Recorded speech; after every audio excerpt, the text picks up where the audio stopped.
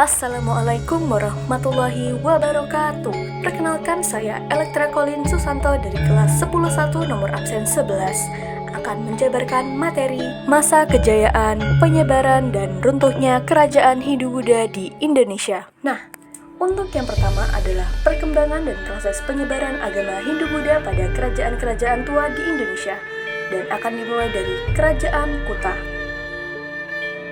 Perkembangan agama Hindu-Buddha di masyarakat Kerajaan Kutai terjadi sekitar abad ke-4 hingga ke-5 Masehi. Pada masa tersebut, ajaran ini mulai diterima oleh elit pemerintahan dan bangsawan Kutai. Bangunan kuil dan pusat keagamaan didirikan di wilayah kerajaan pada periode ini. Selain itu, perkawinan antara bangsawan lokal dan bangsawan India juga terjadi, membawa ajaran Hindu-Buddha ke dalam lingkungan keluarga bangsawan pada abad-abad tersebut. Proses penyebaran agama Hindu-Buddha dari kerajaan Kutai ke kerajaan lain ini terjadi melalui beberapa mekanisme, termasuk perdagangan, pernikahan antar bangsa, dan hubungan diplomatik. Ini terjadi sekitar abad ke-4 hingga ke-5 Masehi. Selanjutnya beralih ke kerajaan Sriwijaya.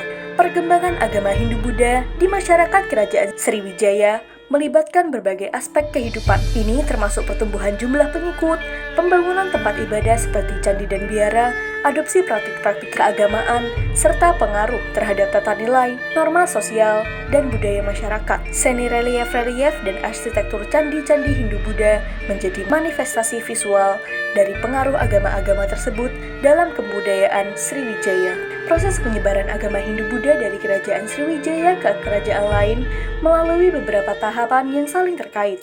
Pertama, Sriwijaya menjadi pusat perdagangan maritim pada abad ke-7 Masehi, menjadi tempat bertemunya pedagang Hindu dan Buddha dari India dan Tiongkok yang membawa ajaran agama mereka. Selanjutnya kita akan masuk ke kerajaan yang terakhir, yaitu Kerajaan Singosari. Penyebaran agama Hindu-Buddha di Kerajaan Singosari terjadi selama beberapa tahun selama masa pemerintahan Kerajaan Singosari pada abad ke-13 Masehi. Ini dilakukan secara bertahap dan melalui interaksi kompleks antara politik, perdagangan, dan pengaruh budaya. Dengan demikian, agama Hindu-Buddha berhasil tersebar luas di wilayah Nusantara pada masa itu, membentuk lanskap keagamaan dan budaya yang beragam dan kaya di wilayah tersebut. Sementara itu, penyebaran agama Hindu-Buddha dari kerajaan Singosari ke kerajaan lain terjadi melalui berbagai cara yang saling terkait. Pangeran dan putri dari kerajaan Singosari menikah dengan anggota keluarga kerajaan dari kerajaan lain, memperkenalkan agama Hindu-Buddha melalui ikatan pernikahan. Selain itu, kerajaan Singosari memberikan dukungan dan perlindungan kepada kerajaan-kerajaan lain yang memeluk agama Hindu-Buddha dan memungkinkan penyebaran agama secara aman. Nah, kita akan masuk kepada penutup, yaitu bagaimana akhir masa kerajaan-kerajaan Hindu-Buddha yang telah disebutkan tadi. Kerajaan-kerajaan Hindu-Buddha di Indonesia seperti Kerajaan Kutai, Sriwijaya, dan Singosari mengalami akhir masa mereka pada periode yang berbeda-beda. Keruntuhan Kerajaan Kutai terjadi sekitar abad ke-5 atau ke-6 Masehi karena berbagai faktor, seperti tekanan dari kerajaan tetangga dan konflik internal. Sementara itu, Kerajaan Sriwijaya mengalami kemunduran sekitar abad ke-13 akibat invasi dari kerajaan lain dan perubahan politik internal.